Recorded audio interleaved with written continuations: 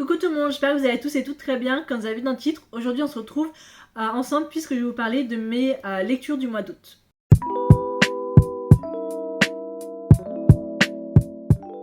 Un mois d'août qui écoutez a pas été vraiment tip top pour moi niveau général, mais surtout niveau lecture, je suis allée dans pas une énorme panne de lecture, mais je pense que c'est surtout par rapport aux livres que j'ai lus, parce que si on fait le point sur ma palle d'août, j'avais 8 romans, j'avais choisi 8 romans et sur ces 8 j'en ai lu que 5. Ce qui en vrai écoutez ma foi plutôt pas mal, mais il y a quand même de gros pavés dedans, il y a de gros pavés, il y a de gros univers de fantasy, il y a pas mal d'anglais, et je pense que c'est ça qui m'a assez déconcertée, parce que et en fait, je pense que j'ai surtout utilisé toute mon énergie de lecture pour le mois de juillet où j'ai vraiment enchaîné. Je crois que c'est le mois où j'ai le plus lu de l'année 2026. Et je me suis dit, ouais, je peux faire exactement pareil aussi pour le mois d'août. Et en fait, je me suis lancée, je pense, à la part tellement haute que ça n'a pas été fait. Donc je suis assez déçue, voilà. Mais j'ai quand même eu de bonnes lectures. Puis j'ai continué des sagas. Donc en vrai, c'était plutôt cool. Donc voilà, mais ouais, c'était pas le meilleur mois pour moi. Le premier roman que j'ai lu en août, il s'agit du troisième tome de The Hyperion, donc Onyx Tome de Rebecca Yarros chez l'édition Hugo Roman. Alors, pas vraiment Hugo Roman, parce que en gros ce qui s'est passé, je vous avais dit que, si vous avez regardé ma palle pour le mois d'août, je vous avais dit que, en gros, j'étais pas sûre de vouloir continuer la saga The Hyperion parce que j'avais beaucoup aimé le tome 1, le tome 2 j'avais mis 4 étoiles, mais j'ai trouvé en longueur, c'était lent, il y a des chapitres qui étaient pas nécessaires, il y a des chapitres où il se passait rien de tout, et je me suis dit, ouais, je me vois pas continuer parce que l'autrice, elle a prévu quand même d'écrire, enfin, la saga a prévu d'avoir 6 romans, ce qui fait qu'il en reste 3 à lire. Avant que je lise le tome 3, je me suis dit, bah, il aurait fallu 4 romans à lire, ce qui est quand même énorme, surtout dans une saga aussi énorme que The Hyperion. Mais j'ai quand même lu Onyx Storm. Alors, j'ai lu et écouté, c'est-à-dire que les 50 premiers pourcents du livre, je les ai écoutés en version audio et les 50 derniers pourcents, je les ai lus sur ma Kindle en VO. En fait, ce qui s'est passé, c'est que j'avais pas du tout prévu, j'étais vraiment pas motivée, et en fait, j'ai trouvé, il y a une version qui existe pour cette saga, il y a une version pour certains livres qui existent en anglais qui s'appelle The Dramatized Version, donc la version dramatique, où en gros, tout est joué. C'est-à-dire que au lieu d'avoir juste une voix féminine, une voix masculine et avoir juste deux personnes qui parlent, dans la version dramatise, en gros, tous les personnages sont cassés, c'est-à-dire que plusieurs personnes, une personne fait un personnage différent. Il y a des sons sonores. Quand il pleut dans le livre, il se met à pleuvoir aussi dans l'audio. On entend les bruits de pas, on entend les personnes qui se battent. On entend très clairement les bruits d'orage, les bruits des dragons, tout ça. J'ai trouvé ça vraiment fascinant, vraiment incroyable. J'ai un souci où mon cerveau a beaucoup de mal, surtout pour les grandes sagas de fantasy, a beaucoup de mal en fait à être tenir en haleine, à être tenir intéressé. Et cette version dramatique m'a extrêmement plu. Je savais que ça existait parce que j'ai eu des gens sur le BookTok anglophone réagir et tout à certaines scènes, surtout la fin du tome 1 et tout, et je me suis dit mais ça a l'air trop bien. Me demandez pas comment j'ai fait, mais j'ai réussi à trouver la version dramatique et j'ai vraiment beaucoup adoré. J'avais pas pour la deuxième partie, donc les 50 autres pourcents, mais j'ai quand même continué sur ma Kindle parce que j'avais les voix dans ma tête et je savais à peu près à quoi m'attendre au niveau des sons. Donc en vrai c'était vachement cool et c'est pour ça que j'ai mis 4 étoiles. C'était pas mal, c'était bien. Parfois un peu longuet, parfois il se passait pas grand chose, c'est juste nos protagonistes qui décident de voyager d'île en île, voilà, pour trouver certaines choses. Donc voilà, c'était un peu redondant dans le roman, mais il y avait de l'action, il y avait des retournements de situation, il y avait des gens qui crevaient, il y avait les personnages secondaires étaient aussi importants que les personnages principaux. J'ai vraiment beaucoup aimé. On en apprenait un peu plus sur nos deux personnages principaux. Voilà. Surtout après cette fin du tome 2. Et en vrai, c'était plutôt cool. C'était plutôt cool, mais c'était quand même extrêmement long. Je suis quand même contente de l'avoir lu. Je me vois pas lire le tome 4 tout de suite. C'est-à-dire que le tome 4 sur l'année prochaine, c'est pas ma priorité. Et franchement, si je le lis pas l'année prochaine, c'est pas grave. Je pense que j'attendrai la version dramatise pour pouvoir vraiment lire plus écouter le tome 4, mais le tome 3 était plutôt pas mal. Après avoir lu un gros pavé de fantasy VO, j'ai décidé de lire quelque chose un peu plus relax et j'ai lu une romance et j'ai donc lu Wild Eyes de Elsie Silver qui est donc le deuxième tome de sa saga Rose Hill que j'ai en anglais là chez édition Piactus. Dans ce tome-là, on va suivre Skylar Stone qui est une chanteuse de country et qui décide, je crois que c'est une chanteuse de country, ouais c'est ça, country singer, qui a décidé en gros après un coup de bad press, bad pub, de tout quitter et de partir à Rose Hill pour essayer de se recentrer sur elle-même, essayer de se recentrer sur ses chansons, tout ça. Et elle va faire la connaissance là-bas de Weston Belmont, qui est un père célibataire, qui est séparé de la mère de ses enfants, qui a une petite fille et un petit garçon. Et leur rencontre va être assez électrique, explosive, parce que Skylar rencontre Weston alors qu'elle est en train de prendre un selfie avec un grizzly. Voilà. Et rien que ça, déjà, je sens que je vais aimer. J'ai mis 4,5, j'ai beaucoup plus aimé que le tome 1. Alors, méprenez pas, excusez-moi. Wild Love, j'ai beaucoup aimé. J'ai beaucoup aimé, mais j'ai trouvé que c'était quand même un tome extrêmement introductif, genre vraiment, pour nous introduire tous les pères célibataires, tous les personnages, nous mettre en place Rose Hill et tout ça. J'ai beaucoup aimé, mais j'ai beaucoup plus apprécié Wild Ice parce que je connaissais les personnages, je connaissais maintenant l'univers, je connaissais un peu Rose Hill, donc ça m'a permis de plus apprécier. Et comme Chestnut Wings, Heartless, je crois que c'était Heartless, Heartless c'est ça? Ouais, Flawless, Heartless, je crois que Heartless c'est le tome 2, et ben celui-là c'est le tome 2, c'est des pères célibataires avec des enfants. Je veux dire c'est parfait, voilà, c'est parfait. Il y a beaucoup de sujets assez sensibles dedans, je crois qu'il y a du trauma et abus enfants psychologiques et tout ça sur Skylar a un passé qui est quand même assez dur pour elle. Et on a l'un des enfants de Weston qui est très reclus sur lui-même, son petit garçon qui est très reclus sur lui-même, qui parle presque pas du tout et qui arrive à s'ouvrir avec Skylar, et Skylar qui arrive un peu plus à s'ouvrir grâce à ça. Et j'ai trouvé ça trop mignon, la relation entre les deux. En fait, tout était mignon. La relation entre Skylar et Weston, c'était vraiment un green flag. Les deux ont pris le temps d'apprendre à se connaître, à discuter. Weston avait un avis totalement très démesuré par rapport à Skylar, et j'ai aimé le fait qu'il apprenne à la connaître et dire ok bon bah finalement t'es pas forcément celle que je pensais, que je voyais, et ça me plaît. Et il est aussi très protecteur de ses enfants, donc laisser quelqu'un comme Skylar, vraiment, il y en a. Puis sa fille est extrêmement fan de Skylar, donc en plus ça aide. Mais voilà, il y a vraiment toute une relation que j'aime beaucoup, fan family, que j'ai beaucoup apprécié, c'était vraiment génial, j'ai adoré, j'ai beaucoup aimé les choix de Skylar. Et j'ai aimé le fait que, même si les deux sont un peu séparés, genre Skylar c'est quand même une chanteuse de country et tout, les deux arrivent quand même à se parler et ils s'envoient des petits emails et tout qui étaient quand même vachement mignons. Et franchement c'est un deuxième tome que j'aime beaucoup. J'ai hâte de lire Wildside qui est le tome 3, et il y a Wildcard qui est sorti dans ma librairie que j'ai précommandé, qu'il faut que j'aille récupérer. Mais franchement j'ai beaucoup aimé.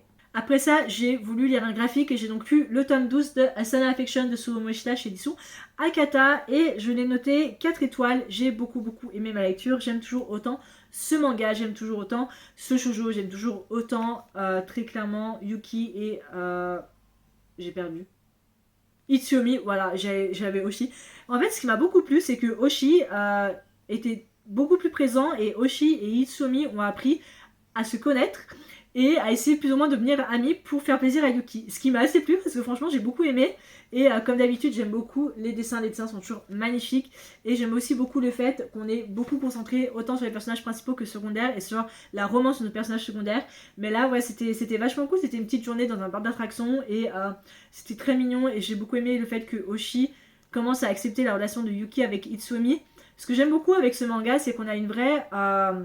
comment dire, on a un vrai côté évolutif. Enfin, on a une évolution dans ce manga, c'est-à-dire que on part vraiment de ils sont à la fac à ils emménagent ensemble, à Yuki qui a son premier travail. Donc franchement, c'était vachement cool. J'ai beaucoup aimé et voilà, ça reste un manga que j'apprécie. Je suis à jour dans ce manga, c'est quand même assez fou. Je suis à jour, mais franchement, si vous l'avez pas encore lu, lisez-le parce qu'il est vraiment parfait.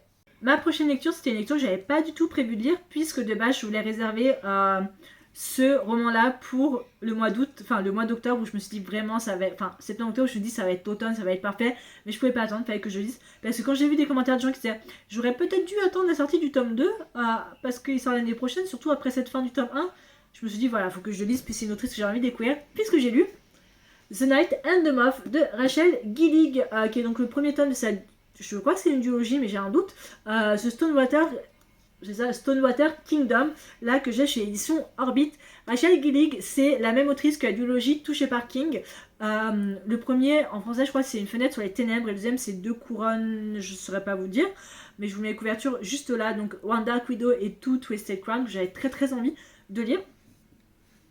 Et je dois dire que j'ai beaucoup aimé, j'ai mis je crois 4 ou 4,5. J'ai fait un reading vlog dessus le mois dernier, c'est envie de le retrouver dans le petit, je crois juste là. ou là en tout cas, l'un des deux. Et c'est la première fois que je faisais un peu une gothic romantasy, dark romantasy, je sais pas trop. Pour moi ça avait des tons extrêmement ternes, extrêmement fades, un peu avec une vibe très Game of Thrones, que j'ai beaucoup aimé. On va voir si j'arrive à me rappeler du résumé. On va suivre Sibylle qui a un don, qui est divinatrice depuis 9 ans. Elle a des sœurs, elle habite dans une sorte de couvent de divination où les gens en gros vont les voir pour essayer de savoir ce qui va leur arriver. En gros, Sibylle, elle est divinatrice, elle prédit aux gens les choses terribles qui vont lui arriver. Et un jour, les sœurs de Sibylle commencent à disparaître un à un. Voilà, un à un. Et en gros, Sibylle va se retrouver toute seule et va se dire il faut que je retrouve mes sœurs. Et pour ça, elle fait appel à Roderick, qui est un chevalier, qui est le chevalier du roi du Stonewater Kingdom, du royaume de Stonewater. Et Roderick, lui, il n'est pas du tout dans les divinations. Il fait genre je te crois pas, ça n'existe pas, c'est qu'une arnaque et tout ça. Mais il décide quand même de l'aider parce qu'il y a d'autres choses à côté, il y a d'autres mystères que je ne révélerai pas. Et en gros, on va suivre Sibylle embarquée avec Roderick, le roi et d'autres personnes pour essayer de retrouver ses sœurs. Voilà. En paradoxe d'une autre quête. Voilà. C'est le résumé un peu que je peux vous faire. J'ai beaucoup aimé. C'est la première fois que je dis vraiment un roman dans ce style-là.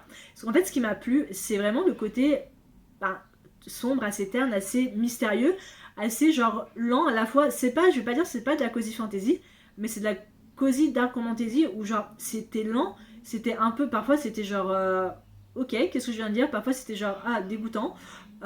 Franchement, c'était vachement bien. Pour un premier tome, j'ai trouvé peut-être les deux premières parties assez introductives, mais une fois que tu connais l'univers, tu connais les personnages, tu connais un peu le nom de Sibylle et tout ça, tu pars vraiment dans le roman. Et j'ai beaucoup aimé. J'ai aimé autant les personnages principaux, j'ai aimé la relation entre Roderick et Sibylle, qui est une relation assez cool, qui est une relation assez spéciale, parce que la romance est vraiment en sous... voilà, c'est vraiment le plot le moins présent de tout le roman. Genre la romance, ça passe vraiment au second plan, et ça m'a beaucoup plu, vraiment. Ça a permis à Sibylle et Roderick de vraiment apprendre à se connaître, à se confier l'un à l'autre, parce que tous les deux ont quand même vécu certaines choses, voilà. Et puis on a eu des révélations, des retournements de situation. On a Sibylle qui a une gargouille qui passe son temps à la suivre de partout, voilà, parce que pour elle c'est son amie, voilà, pour la gargouille, Sibylle c'est son amie, et voilà, qui a un peu une sorte d'enfant, si on peut dire, qui réagit un peu comme un enfant. Mais j'ai beaucoup aimé. Je crois qu'il est sorti en français ou qu'il va sortir en français. Je vais vous mettre la couverture juste là si c'est le cas, et la date parce que je ne me rappelle plus. Mais je vous conseille vraiment de le lire parce qu'il est vraiment génial, et ça m'a donné envie de lire peut-être le mois prochain, voir pour passer à acheter One Dark Window en anglais, parce que j'ai très envie de découvrir la duologie chez Bart King de cette autrice. Le dernier roman que j'ai lu, je crois que c'est le roman qui m'a vraiment en fait mis en panne de lecture. J'ai lu Redeeming Six de Chloé Walsh, qui est donc le quatrième tome de cette saga Boys of Tommen, qui est une saga que j'aime beaucoup, que j'adore très clairement, et mon but c'est de lire deux tomes de la saga Boys of Tommen par an. L'année dernière j'ai lu Saving Six et Keeping Six, je crois que c'est ça. Il me semble que c'est ça. Non, Binding 13 et Keeping 13. Et cette année j'ai lu Saving Six et donc Redeeming Six, et les deux autres tomes, le tome 5 et 6, je les dirai l'année prochaine, parce que c'est des romans quand même assez durs. Donc Redeeming Six, j'ai noté 3,5. J'ai noté 3,5 parce que c'est la suite déjà de Saving Six. C'est un peu la suite entre ouais, c'est littéralement en fait la suite. C'est Keeping 13 du point de vue de Joey et Ayofi. Et mais prenez pas, j'ai beaucoup aimé, mais je me suis pas autant attachée à la relation de Joey et Yofi. Aoife, je sais pas du tout comment on prononce son prénom, c'est A-O-I-F-E, on va dire Yofi. Je me suis pas du tout attachée à la relation, parce qu'en fait ça tournait en rond du côté de Joey dit je t'aime, Aoife elle fait oui mais non c'est pas le cas, lui il se retrouve à boire et à faire des choix très mauvais, et Aoife retourne le voir, dit elle s'excuse de comment j'ai fait, ils se remettent ensemble, et ça arrive au moins 3-4 fois entre le tome 1, entre le tome 3 et le tome 4, et je trouve ça assez dommage parce que en vrai dans Redeeming Six, Joey a fait énormément d'efforts, il a complètement changé de personnalité comparé à Saving Six, et Yofi est genre ben non ça suffit pas en fait de tout ce que ça fait, je peux pas te croire, je te fais pas confiance. Le mec il a genre, tu sens vraiment le gros changement en fait qu'il y a, Et elle se fait genre bah non. Donc ça déjà c'était un gros problème. Je trouve qu'il y avait vraiment un manque de communication et des moments où Joey en fait cherchait à communiquer pardon, avec Yoffé, elle est genre ben non en fait je veux pas t'écouter. Puis même ce que tu me dis en fait je le prends pas au sérieux et je trouve ça assez dommage. Pour le moment c'est le seul roman que j'ai noté 3,5 parce que les autres étaient 4 ou 4,5 et je trouve ça assez dommage. Mais je me voyais pas mettre vraiment plus haut en fait. Parce que franchement pour un roman je crois de 600-700 pages que j'ai lu, ou 500, ouais, entre 500 et plus 500-600 pages, j'étais assez déçue. Je dois dire que j'ai quand même été assez déçue parce que il se passait pas grand chose, ça tournait en rond, ça allait nulle part. Enfin, après tout ce que j'ai lu en ce qui concerne Binding 13 et Keeping 13, je connaissais. J'ai quand même aimé voir le point de vue un peu plus profond de Joey sur sa famille, sur sa sœur, sur Johnny et surtout sur tout ce qu'il y avait. Mais la relation vraiment entre les deux ne m'a vraiment pas plu. Entre la relation entre Joey et Yaofi, je trouve ça assez dommage. Là où j'avais beaucoup apprécié leur rencontre et leurs premiers émois amoureux, tout ça dans Saving Six, là dans Redeeming Six, franchement j'étais non, ça m'a pas autant plu que ça. Donc voilà, c'est tout en ce qui concernait mes lectures du mois d'août. J'espère que cette vidéo vous a plu. En lisant Onyx Storm et Redeeming Six et The Night and the Moth et voilà, j'ai lu que des romans en anglais et je pense que c'était aussi des romans genre Onyx Storm et Redeeming Six, c'était des gros pavés et je pense que c'est ça un peu qui m'a empêché d'apprécier autant mes lectures et de me dire et de lire un peu plus que ce que j'avais prévu parce que j'étais vraiment pas dans un mood de lecture le mois dernier, mais je me rattrape ce mois-ci, hein. Laissez-moi vous dire que je me suis rattrapée et je me rattrape encore, donc c'est assez cool. Dans tous les cas, j'espère que la vidéo vous a plu. J'aimerais bien savoir ce que vous avez lu pendant les vacances d'août, si vous avez lu des romans qu'on a en commun, qu'est-ce que vous en avez pensé. Je sais que ma chaîne c'est pas la meilleure de toutes les chaînes du booktube francophone, ça je m'en rends compte très clairement à chaque fois que je tourne des vidéos. Mais j'espère quand même que vous appréciez un peu ce que je fais. Voilà. J'essaie de trouver des gens avec qui je peux parler de livres. Et j'ai pas l'air de fonctionner correctement. C'est pas grave. Donc dans tous les cas, j'espère que ça vous a plu. Et je vous retrouve la semaine prochaine pour un petit reading vlog. Ciao!